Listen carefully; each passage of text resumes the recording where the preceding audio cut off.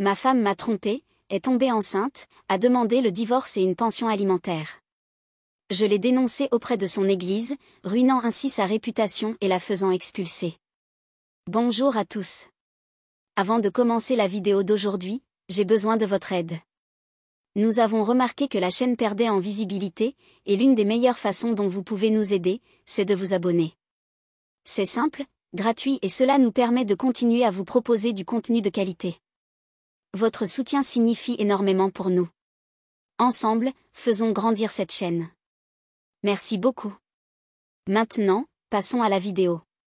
Alors, puisque certains d'entre vous ont demandé l'histoire complète, je suppose que je devrais commencer depuis le début. Cela va être long, mais tant pis. Pendant les 4 premières années de notre mariage, ma femme, appelons-la Jen, et moi avions l'impression que tout allait bien. Nous nous étions rencontrés à l'université. Elle était incroyablement belle et semblait intéressée par mes objectifs plutôt que de chercher simplement à faire la fête. Je travaillais sur mon diplôme en gestion d'entreprise pendant qu'elle étudiait l'éducation. Nous nous sommes tout de suite bien entendus. Après l'obtention de nos diplômes, je me suis lancée dans mon propre cabinet de conseil. Les 2 premières années ont été un véritable enfer, je travaillais plus de 80 heures par semaine, m'inquiétant constamment de pouvoir payer le loyer. C'était extrêmement stressant, mais Jen m'a beaucoup soutenue à cette époque. Elle m'apportait des boissons énergisantes à 2 heures du matin, me faisait des discours encourageants lorsque des clients me snobaient pendant que je codais, tout ce genre de choses qu'on attend de la petite amie parfaite. Elle est même allée jusqu'à proposer de mettre sa carrière d'enseignante en pause pour m'aider à construire quelque chose de grand.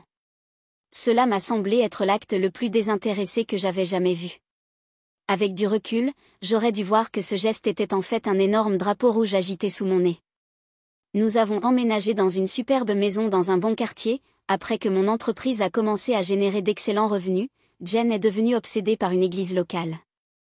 Elle a commencé à diriger des clubs féminins, à organiser des activités caritatives, à poster continuellement des versets bibliques sur Instagram et à prêcher sur les valeurs familiales et la sainteté du mariage.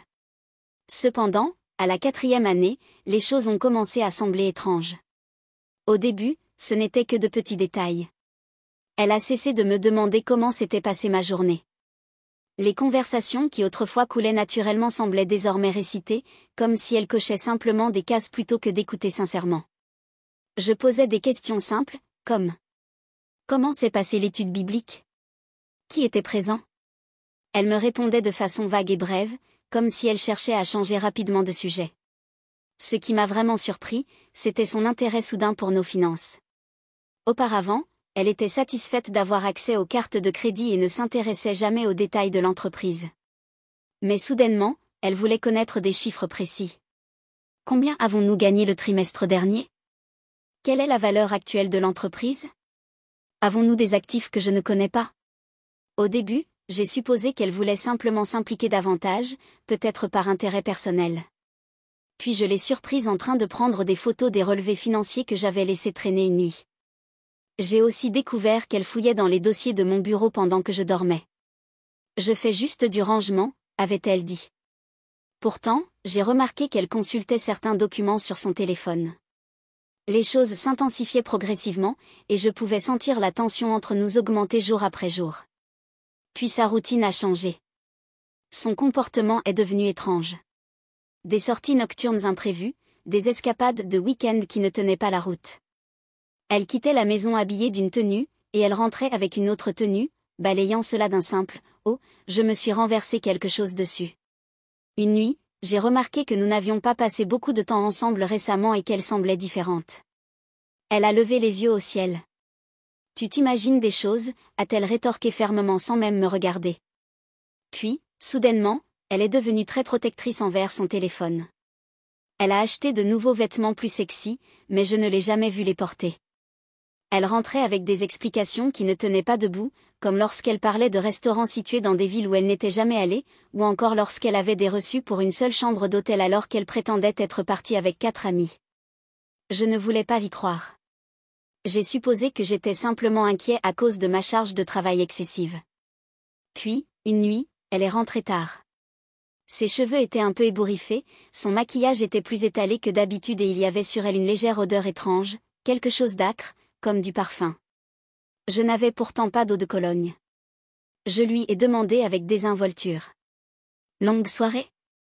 Elle m'a à peine jeté un regard en retirant ses talons. Ouais, l'étude biblique a duré plus longtemps que prévu. Ensuite, on est allé dîner, tu sais comment c'est. Sauf que non, je ne savais pas. L'étude biblique se terminait normalement à 20h, mais désormais, elle rentrait bien après minuit comme si c'était la routine. On dirait que quelqu'un t'a renversé de la Cologne dessus, ai-je commenté en observant sa réaction. C'est là que son attitude a changé. Pas de culpabilité, mais plutôt une posture défensive. Elle a soufflé de dédain et croisé les bras. Ah, tu te mets enfin à faire attention maintenant? Peut-être que si tu n'étais pas toujours au bureau, tu saurais ce qui se passe réellement dans ma vie. Ce n'était pas une réponse, c'était une esquive. Et ça a fonctionné exactement comme elle le voulait, en me faisant porter la responsabilité. J'aurais pu insister, mais je ne l'ai pas fait. Parce que je savais déjà comment ça se terminerait, si je l'accusais, elle pleurerait et changerait l'histoire, et elle me blâmerait d'être paranoïaque et inattentif. Je n'allais pas la laisser manipuler le récit à sa guise, alors j'ai décidé de jouer intelligemment. J'ai commencé à surveiller les relevés de cartes de crédit. J'ai vérifié l'historique de localisation après qu'elle ait laissé son iPad déverrouillé. Petit conseil, les femmes ne se déconnectent jamais de leur compte. Et bien sûr, chaque mardi et jeudi après-midi, elle passait exactement 2 à 3 heures à une adresse différente en ville, un complexe d'appartements. Le jeudi suivant, j'ai décidé de quitter le travail plus tôt. Je me suis garée en face du complexe et j'ai attendu. Et comme prévu, à 14h, Jen est arrivé brusquement. 10 minutes plus tard, il s'est garé à côté d'elle, un grand type, style, mec de salle de sport, avec l'un de ses tatouages tribaux sur le bras. Tellement cliché.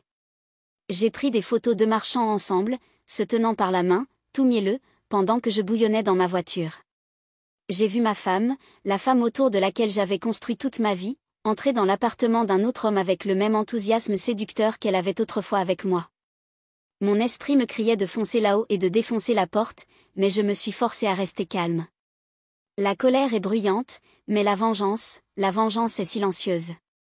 Lorsqu'elle est revenue 2 heures plus tard, j'ai pris d'autres photos. Je les ai observés s'embrasser comme s'ils avaient tout le temps du monde. Et à cet instant précis, quelque chose en moi s'est éteint. Plus aucun doute, j'avais perdu la femme que j'aimais.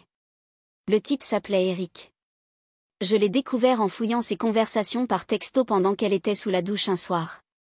Il travaillait à son église, peut-être en tant que pasteur de la jeunesse. L'ironie était trop forte. Mais je ne l'ai pas confronté tout de suite. À la place, j'ai accumulé davantage de preuves. Des captures d'écran de leurs textos. D'autres photos de leur rencontre. Des reçus d'hôtel que j'ai trouvés dans son sac à main. J'ai même enregistré un appel téléphonique dans lequel elle disait à Eric qu'elle allait bientôt me quitter et qu'ils allaient enfin pouvoir être ensemble. La chose la plus douloureuse, cependant, n'était pas seulement son infidélité. C'était de découvrir depuis combien de temps elle préparait ma chute.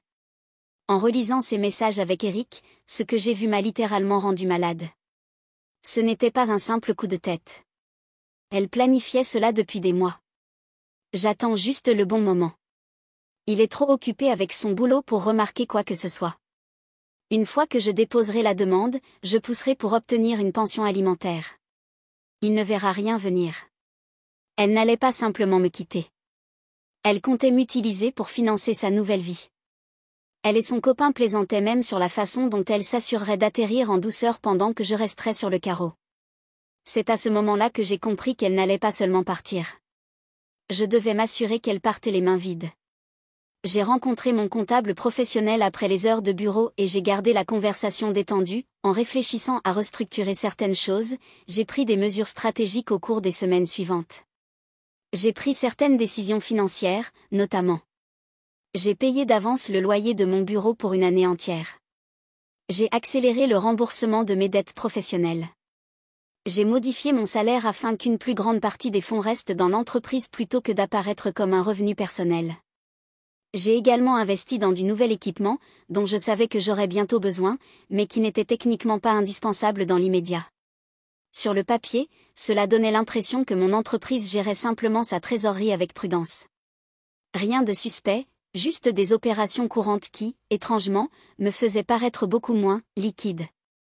En parallèle, j'ai ouvert un second compte personnel dans une autre banque et commencé à y transférer de petites sommes. Rien de fou, juste assez pour constituer une réserve à laquelle elle n'aurait pas accès. Tout cela était parfaitement légal et correctement documenté. Je ne cachais pas d'argent, je m'assurais simplement qu'elle n'obtienne pas plus que ce qu'elle méritait. Et puis, contre toute attente, elle m'a rendu service. Un mardi banal, elle a décidé de tout faire exploser elle-même. Quand je suis rentrée du travail, elle était assise sur notre canapé avec cet étrange sourire satisfait sur le visage. « Mike, dit-elle d'un ton faussement doux, on doit parler. » Je savais ce qui allait se passer, mais j'ai feint l'ignorance. Quoi de neuf? Je suis enceinte. Nous n'avions plus de relation intime depuis des mois. Donc, à moins qu'elle ne porte l'enfant de Jésus 2.0, ce n'était pas le mien. Avant même que je puisse répondre, elle a enfoncé le couteau encore plus profondément. Mais ce n'est pas le tien. Je vois quelqu'un d'autre. Je veux divorcer. Elle l'a dit comme si elle commandait un plat à emporter. Aucune culpabilité. Pas d'hésitation. 5 années de mariage jetées comme un coupon périmé. Je pouvais sentir la colère monter sous ma peau, mes mains se crispant à mes côtés. Chaque fibre de mon être me criait de lui balancer immédiatement le dossier entier de preuves en pleine figure, de l'humilier et de la traîner dans la boue sur le champ, mais alors, ça m'a frappé, c'était parfait. Elle n'avait aucune idée. Aucune idée que je savais déjà. Aucune idée que je l'avais observé, que j'avais tout documenté et que j'attendais simplement le bon moment. Elle croyait qu'elle contrôlait la situation. Elle croyait que c'était elle qui mettait fin à notre relation. Je lui ai adressé un sourire paresseux. J'ai remarqué l'éclair de confusion dans ses yeux. Elle s'attendait à ce que j'explose, que je la supplie, que je lui demande qui c'était. Mais je suis resté là, silencieux comme toujours. Elle a insisté. Et juste pour que tu le saches, tu continueras à me verser une pension alimentaire. J'ai abandonné ma carrière pour toi, alors tu me dois bien ça. J'ai planté mon regard dans le sien. Jen, ai-je répondu calmement, tu pensais vraiment que je n'étais pas au courant pour Eric? Son visage a blêmi. Je me suis mis à rire doucement. Les mardis et jeudis, c'est bien ça?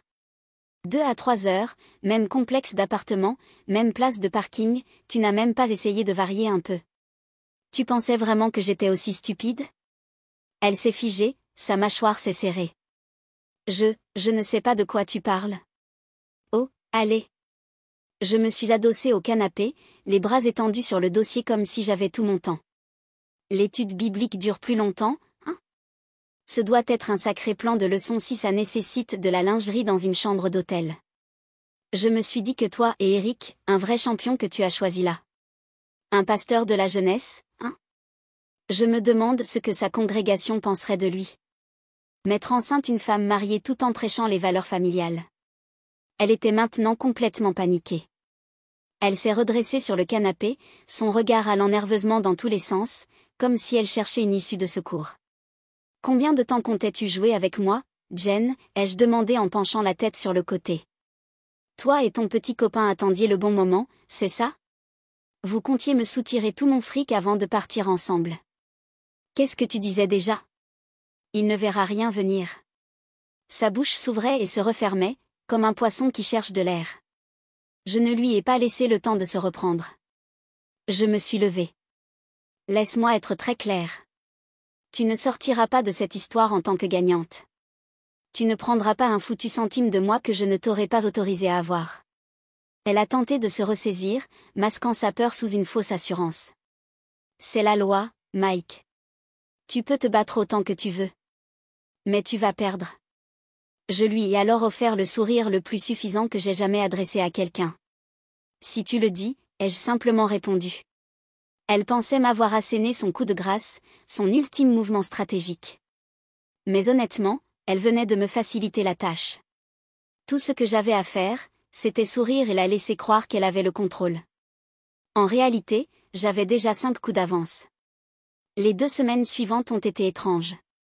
Jen a pratiquement déménagé immédiatement directement chez Eric. Elle a déposé une demande de divorce, en invoquant des « différences irréconciliables ». Traduction élégante pour « je veux coucher avec d'autres types sans me sentir coupable ». J'ai rencontré plusieurs avocats. Les 3 premiers m'ont essentiellement dit que j'étais fichue. État de divorce sans faute, c'était leur expression préférée.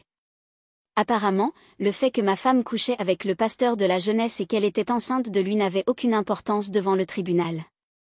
Mais j'ai continué à chercher jusqu'à ce que je trouve un avocat, appelons-le Paul, qui n'a pas cherché à me rassurer à coups de belles paroles. Écoute mec, je ne vais pas te mentir, m'a-t-il dit. Tu vas probablement devoir lui verser quelque chose. Mais on peut essayer de limiter les dégâts. Je lui ai alors montré mes relevés financiers. Paul a haussé un sourcil.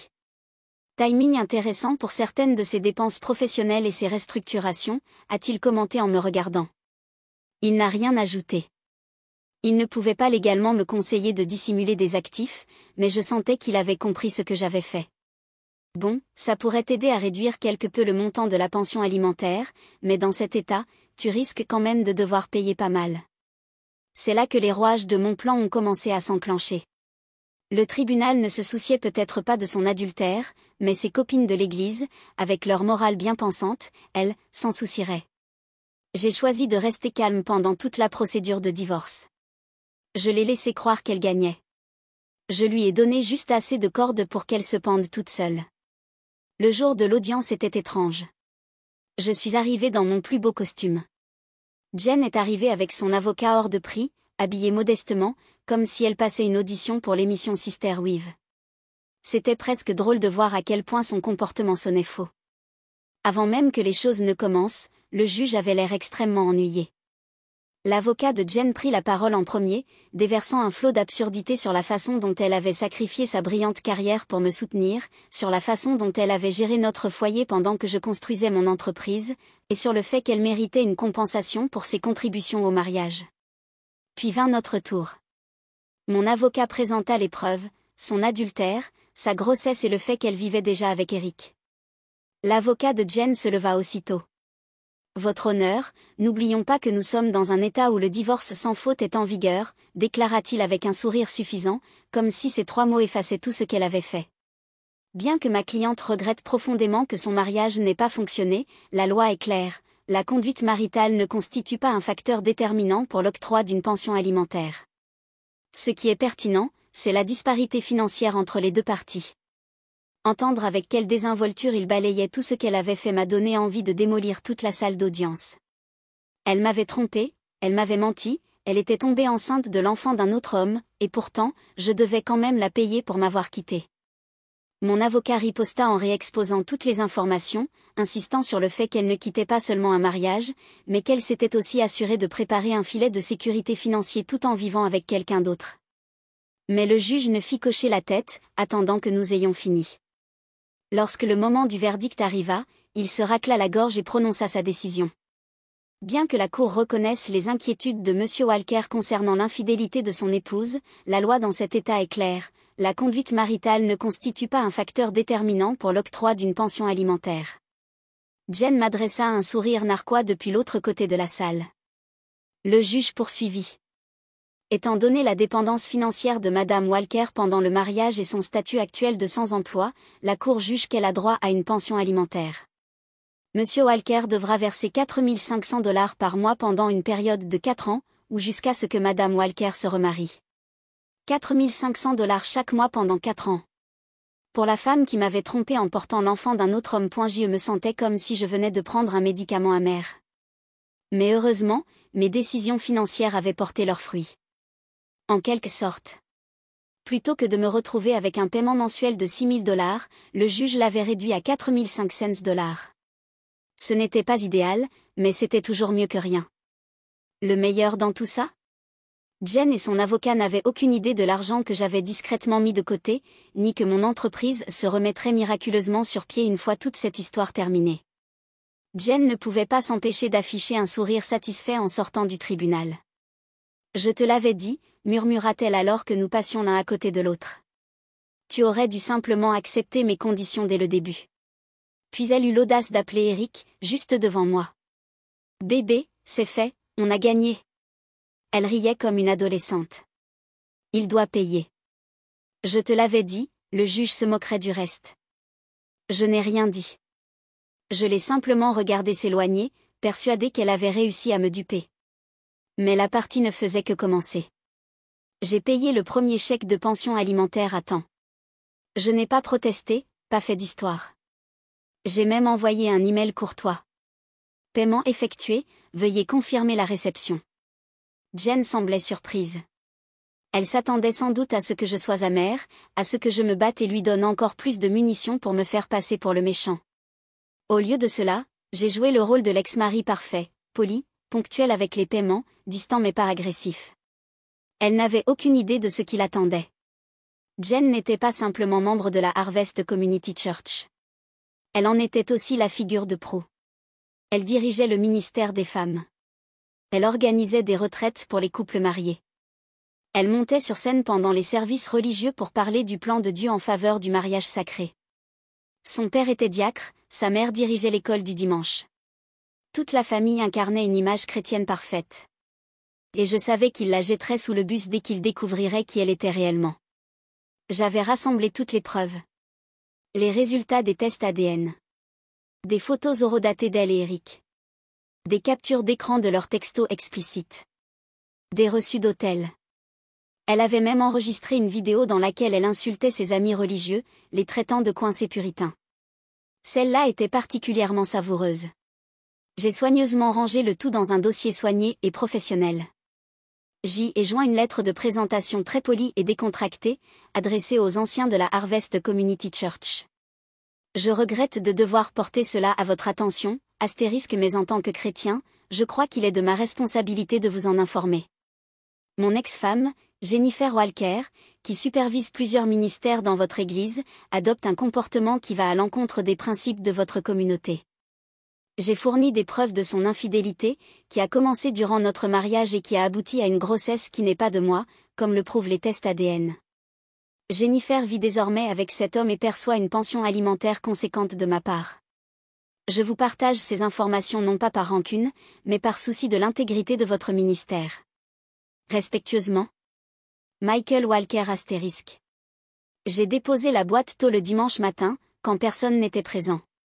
Puis je suis rentré chez moi et j'ai attendu que la tempête éclate. Le dimanche suivant, après avoir envoyé mon petit colis de soins, mon téléphone a explosé de messages.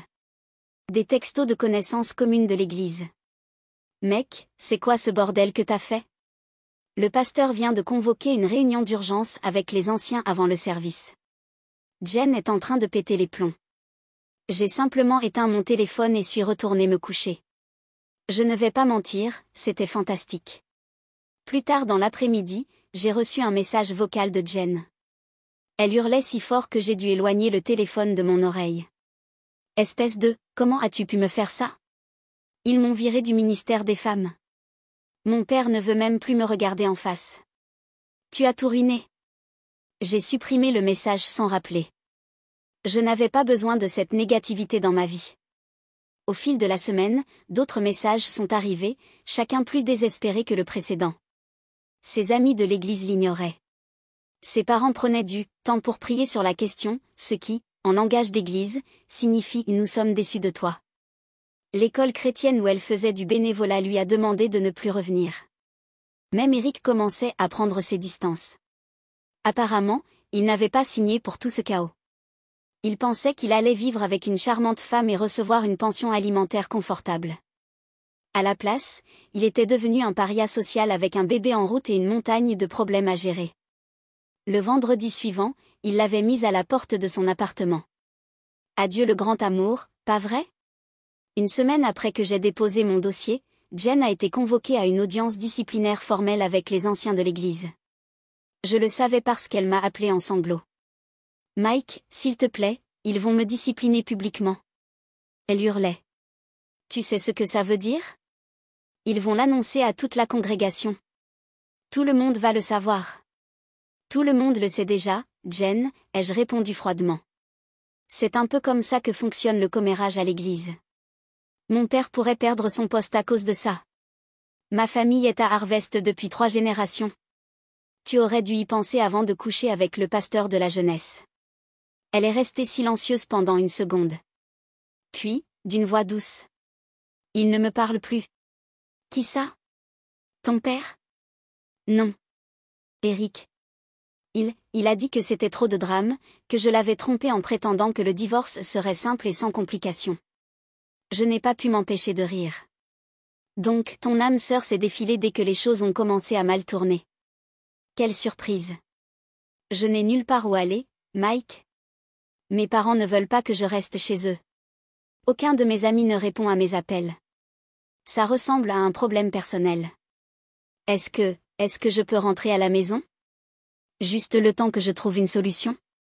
Cette femme avait un sacré culot. Ce n'est plus ta maison, Jen. Tu as renoncé à ça quand tu as décidé de me tromper. Elle a recommencé à pleurer, de gros sanglots dramatiques.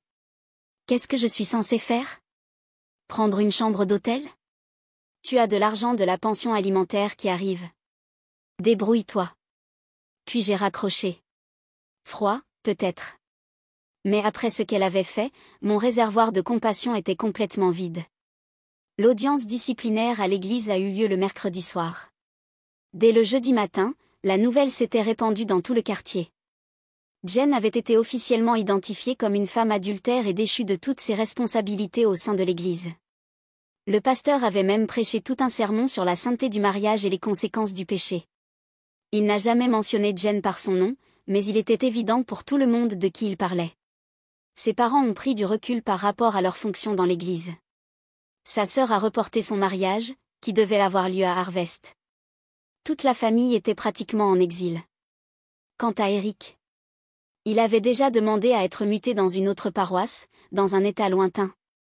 Laissant Jen enceinte et seule, j'y suis resté en retrait tout du long. Je n'ai même pas eu besoin de lever le petit doigt. La communauté qu'elle admirait le plus avait fait tout le sale boulot à ma place.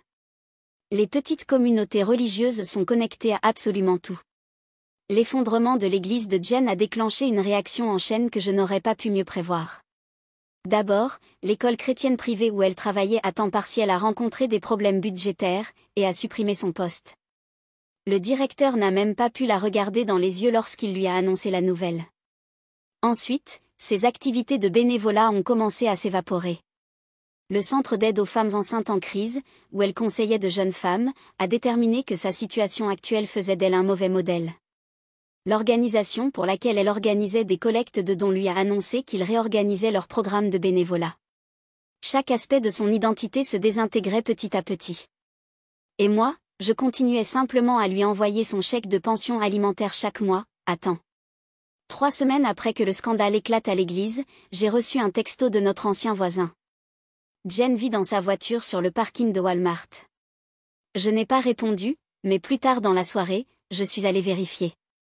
Et effectivement, sa Honda était garée au fond du parking. Je pouvais voir sa silhouette sur le siège conducteur, éclairée par l'écran de son téléphone. Le lendemain, elle m'a de nouveau appelé. J'ai perdu mon travail, expliqua-t-elle d'une voix éteinte. Pas de larmes cette fois, juste une résignation vide. C'est nul. Le bébé arrive dans 5 mois. Personne ne veut m'embaucher. Mes parents ne veulent toujours pas me parler. Je n'ai rien répondu. Je dors dans ma voiture, admit-elle finalement. Je n'ai pas les moyens de payer à la fois les mensualités de la voiture et un appartement, juste avec la pension alimentaire. Ça ressemble à une mauvaise gestion financière, ai-je commenté froidement. Elle a inspiré brusquement. C'est ça que tu voulais? Me voir complètement détruite? J'y ai réfléchi une seconde. Tu sais quoi? Ouais, à peu près. J'ai été stupide. J'ai fait une erreur. Je n'ai jamais voulu te blesser. Je l'ai interrompu. Je m'en fiche. Elle ravala un sanglot. Je voulais juste dire, je suis désolée. Je souris en coin. Cool. Bonne chance avec ta nouvelle vie. C'est à ce moment-là que j'ai décidé de jouer ma dernière carte. Il était temps de mettre fin à tout cela, mais selon mes propres conditions. En fait, ajoutai-je d'un ton décontracté, j'ai peut-être une solution qui pourrait convenir à nous deux. Quelle sorte de solution? Demanda Jen, soudain attentive. Je pouvais presque sentir l'angoisse dans sa voix. Je commence à en avoir marre d'écrire ces chèques tous les mois, continuai-je calmement. Et mon entreprise se développe. Je réfléchis à ouvrir un bureau à Singapour. Je pourrais y déménager pendant un moment.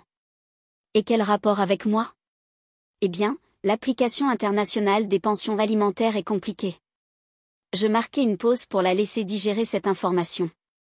Et j'ai discuté avec un nouvel avocat qui pense que nous pourrions peut-être revoir le règlement du divorce, grâce à quelques interprétations créatives de la loi.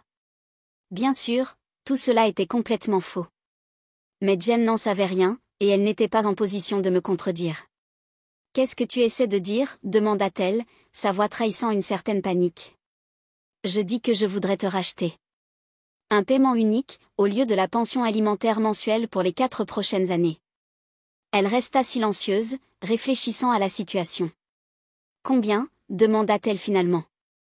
90 000 $ en espèces, net d'impôts. Tu signes un document me libérant de toute obligation future et l'argent est à toi dès aujourd'hui. Jen n'avait aucune idée que je pouvais me permettre cette somme d'un coup.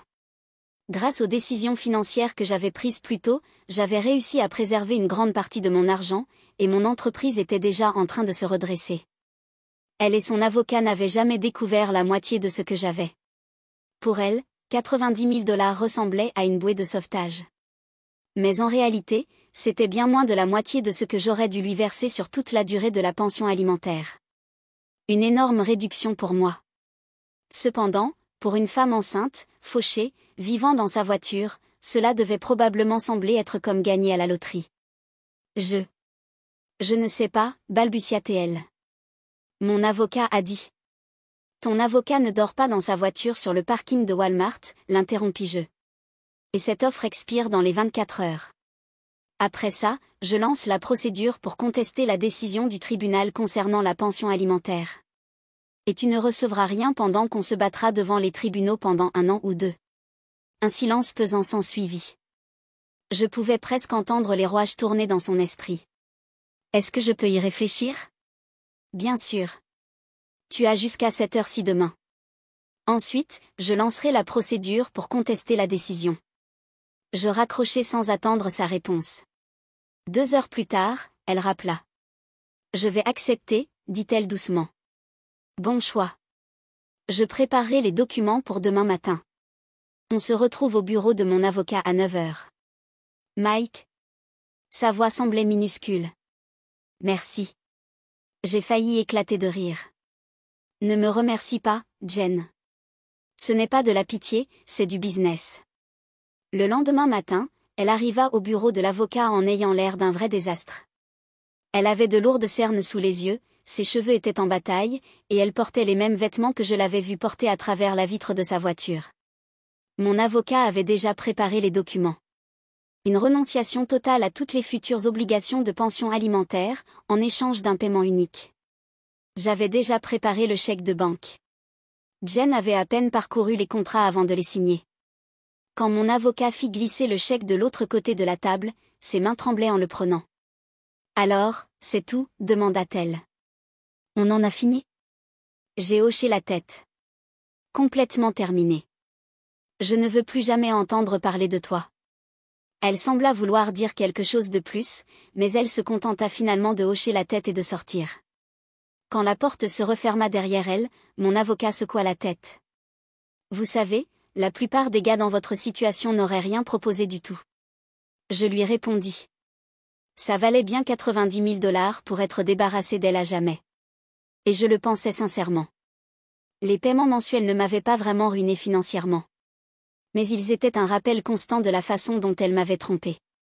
Maintenant, j'étais complètement libérée. Je pouvais avancer sans que son ombre ne plane au-dessus de moi.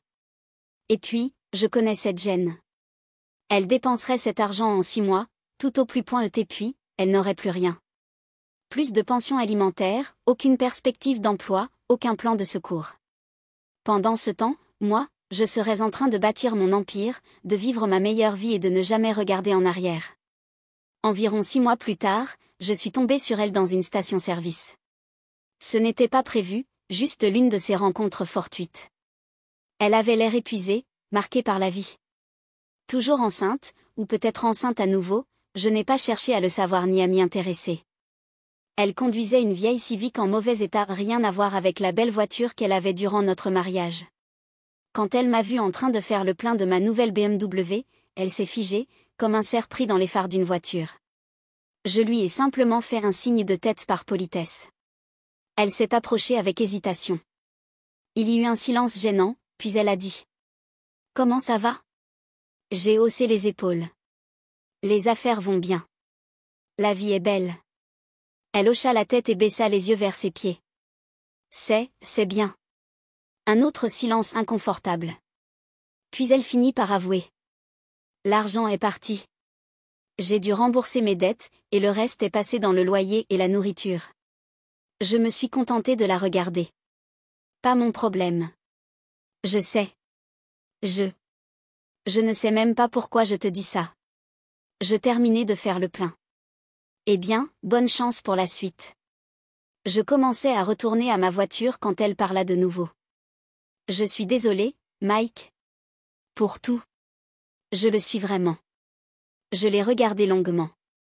Est-ce que c'était satisfaisant de la voir ainsi? Honnêtement, pas autant que je l'avais imaginé. Je n'éprouvais pas de pitié pour elle, cependant. Trop peu, trop tard. Jen. Puis je suis montée dans ma voiture et je suis partie. Je ne l'ai plus revue depuis. Quant à moi, tout se passe à merveille. J'ai rencontré une femme formidable. Elle est incroyable. Elle a sa propre agence de marketing, travaille dur, profite de la vie et ne joue à aucun jeu stupide. Il y a 3 mois, nous avons emménagé ensemble. Pas de précipitation pour se marier. Une fois mordu, 2 fois échaudé, comme on dit. Mais honnêtement, je pourrais bien l'imaginer comme ma femme un jour. C'est du sérieux avec elle. Je ne cherche pas à me mêler de la vie de Jen. Mais dans une petite ville comme celle-ci, les nouvelles circulent vite. De plus, nous avons encore quelques connaissances en commun qui me transmettent parfois des informations. Alors, combien lui avais-je donné? 90 000 $. Évaporé en 4 mois. Apparemment, elle en avait utilisé une partie pour rembourser des dettes de carte de crédit que j'ignorais totalement. Elle avait acheté un petit appartement bon marché, puis avait gaspillé le reste en essayant de maintenir son ancien style de vie. Plutôt que de s'adapter à sa nouvelle réalité. Le style Jen, classique. Je n'ai jamais vraiment su gérer mon budget efficacement. Elle a eu son bébé, un petit garçon. Eric est également tenu de payer une pension alimentaire pour l'enfant, mais d'après ce que j'ai entendu, c'est un bon à rien qui est constamment en retard dans ses paiements. Comme je l'ai déjà mentionné, il a déménagé dans l'Ohio et n'a pratiquement aucun contact avec l'enfant. Apparemment, son « appel au ministère de la Jeunesse » ne s'étendait pas à ses propres enfants. Quelle surprise! Jen a tenté de reprendre sa carrière d'enseignante, mais sa réputation la précédait. Elle a refusé de travailler dans une école chrétienne et manquait d'expérience récente, ce que les écoles publiques préfèrent généralement. La dernière fois que j'en ai entendu parler, elle travaillait dans un centre d'appel, gagnant à peine plus que le salaire minimum. Et pour ce qui est du karma, qu'en est-il de sa famille? Ses parents ont fini par lui pardonner, après 8 mois à l'éviter. Mais leur relation reste tendue. Il l'aide parfois avec le bébé, mais il ne cesse de faire des remarques sur ses choix de vie désastreux, et les conséquences qu'elle doit désormais assumer. Sa sœur, elle, garde ses distances, visiblement inquiète que la réputation de Jen puisse ternir sa propre image au sein de l'Église. Jen a tenté de réintégrer la communauté religieuse, mais cela ne s'est pas bien passé. Bien qu'elle puisse assister au service, elle est désormais exclue de tous les postes de leadership indéfiniment. Elle s'assoit au fond de l'église et quitte discrètement les lieux dès que le service est terminé. Plus de ministère des femmes. Plus de retraite pour couples mariés. Aucun changement dans sa position sociale. La grande ironie? Un ami commun m'a confié qu'elle disait désormais aux gens qu'elle avait fait une erreur, et qu'elle aurait dû travailler sur son mariage. Trop tard. Quant à moi, je vais mieux que jamais. Les affaires prospèrent, ma relation est stable. Je fais enfin toutes ces choses que je n'avais jamais eu le temps de faire auparavant. J'ai obtenu mon brevet de pilote. Je me suis mis au VTT en montagne. J'ai même commencé à apprendre la guitare. La leçon à retenir? Parfois, les pires choses qui vous arrivent sont celles qui vous conduisent à la meilleure version de votre vie. Il suffit d'avoir le courage de brûler les ponts qu'il faut brûler, et de ne jamais regarder en arrière. Je suppose que c'est tout. Je ne posterai probablement pas de mise à jour sur toute cette histoire, parce qu'honnêtement, je ne pense plus beaucoup à Jen ces jours-ci. J'ai de bien meilleures choses sur lesquelles me concentrer. Oh, et une dernière chose. Pour ceux qui traversent une situation similaire. Enregistrez tout. Prenez des captures d'écran. Sauvegardez les textos. Rassemblez des preuves. Cela ne vous servira peut-être pas devant le tribunal, surtout avec les lois sur le divorce sans faute. Mais la connaissance, c'est le pouvoir. Vous ne savez jamais quand ce pouvoir pourrait vous être utile. Au revoir. Lisez-le. Merci d'avoir regardé. Si vous ne vous êtes pas encore abonné, n'hésitez pas à le faire et à activer la cloche de notification pour rester informé des histoires réelles et choquantes qui se déroulent autour de vous.